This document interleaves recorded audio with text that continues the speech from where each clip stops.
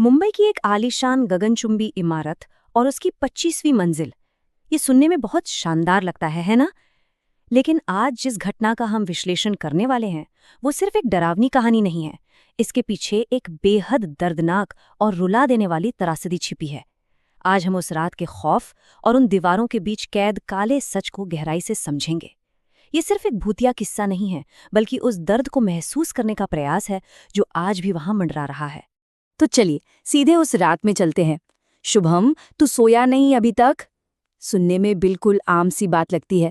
आधी रात का समय है और मिसेस गुप्ता को लगता है कि उनका बेटा जाग रहा है। बस एक माँ की अपने बच्चे को लगाई गई हल्की सी डांट। लेकिन यहीं से एक बहुत ही साधारण सी लगने वाली रात एक भयानक बुरे सपने में बदलने वाली थी। अक्सर सबसे डरावनी चीजें बिल्कुल जानी पहचानी परिस्थितियों से ही जन्म लेती हैं। माहौल को थोड़ा और करीब से समझते हैं। शहर है मुंबई, तारीख है 26 जुलाई और बाहर मूसलाधार बारिश हो रही है। मिस्टर गुप्ता काम के सिलसिले में शहर से बाहर हैं और मिसेस गुप्ता एक बिल्कुल नए फ्लैट में अपने 2 छोटे बच्चों के साथ एकदम अकेली हैं।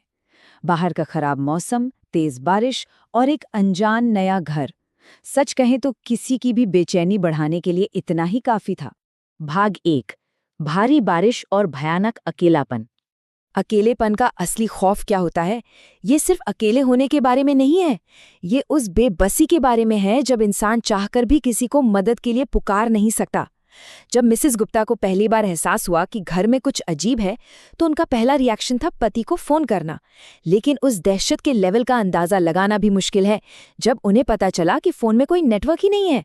बाहर तूफानी बारिश, बंद दरवाजे और बाहरी दुनिया से संपर्क पूरी तरह टूट चुका था। भाग 2, आधी रात का साया।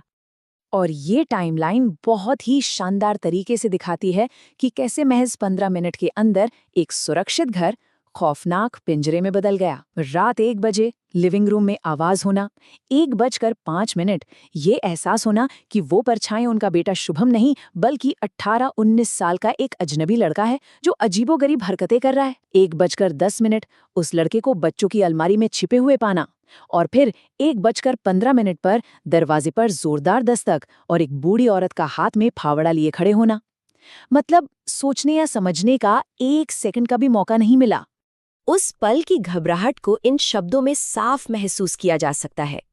रुक जाओ, कौन हो तुम? क्या चाहिए तुमको? रुक जाओ।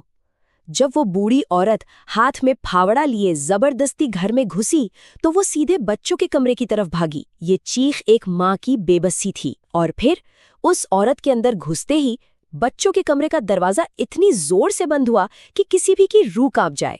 भाग 3, खौफनाक बालकनी। अब जब एक हाथ में फावड़ा लिए अनजान औरत बच्चों के कमरे में घुसकर दरवाजा बंद कर ले तो जाहिर है सबसे बुरे ख्यालात ही मन में आएंगे। लेकिन जब मिसेस गुप्ता ने दरवाजा खोला तो जो नज़ारा था वो समझ से बिल्कुल परे था। वो बूढ़ी औरत और वो अजीब सा लड़का बच्चों को नुकसान पहुंचाने के बजाय बालकनी की रेलिंग पर खड़े थे। उन्होंने बस एक बार पीछे मुड़कर देखा और उस गहरे अंधेरे में नीचे कूद गए। ये कोई आम चोरी या घुसपैठ नहीं थी, ये कुछ ऐसा था जिस पर यकीन करना नामुमकिन था। इस खौफनाक मंजर के बाद जो हुआ वो प्योर सर्वाइवल मोड था। एक माँ अपने बच्चों को बचाने के लिए जो करती है बिल्कुल वही। सबसे पहले दोनों बच्चों को उठाया, फिर गाड़ी की चाबियां ली और बिना एक पल गवाए वहां से भागकर तुरंत एक फैमिली फ्रेंड के घर पहुंच गई। उस आधी रात में एड्रेनालिन के उस तेज बहाव में बस एक ही मकसद था, किसी भी तरह उस घर से बाहर निकलना और बच्चों को सुरक्षित करना। भाग 4, 2005 का दर्दनाक सच। अब यहाँ जो बात सबसे ज्यादा दिल तोड़ने वाली है वो ये है कि ये कहानी 2 माताओं के बीच एक गहरा समानांतर खींचती है। बाईं तरफ मिसेस गुप्ता हैं जो एक खौफनाक स्थिति में अपने बच्चों को बचाने के लिए जान लगा रही हैं, और दाईं तरफ 2005 की वो बदकिस्मत माँ, एक ऐसी माँ जिसने हर दिन अपने मानसिक रूप से बीमार बेटे की देखभाल का संघर्ष जिया था। वो अजीब लड़का कोई राक्षस नहीं था बल्कि उसी का बेबस बेटा था। जो हरकतें उस रात मिसेस गुप्ता को डरावनी लग रही थीं, वो दरअसल उसकी बीमारी का हिस्सा थीं।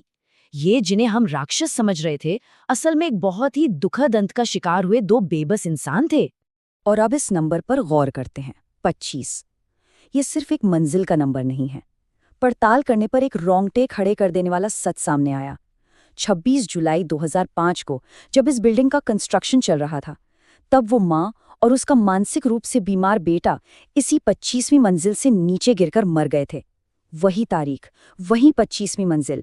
ये महज इत्तेफाक बिल्कुल नहीं हो सकता। तो सबसे अहम बात जो हमें यहाँ समझनी है वो ये है कि ये सारी कड़ियाँ आपस में कैसे जुड़ती हैं। जिस रात मिसेस गुप्ता ने ये खौफ झेला वो 26 जुलाई थी, बिल्कुल वही तारीख जब 2005 में उनकी मौत हुई थी।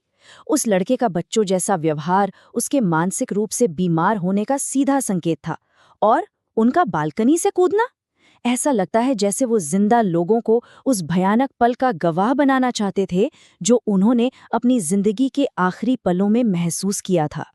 भाग 5, आज भी वीरान।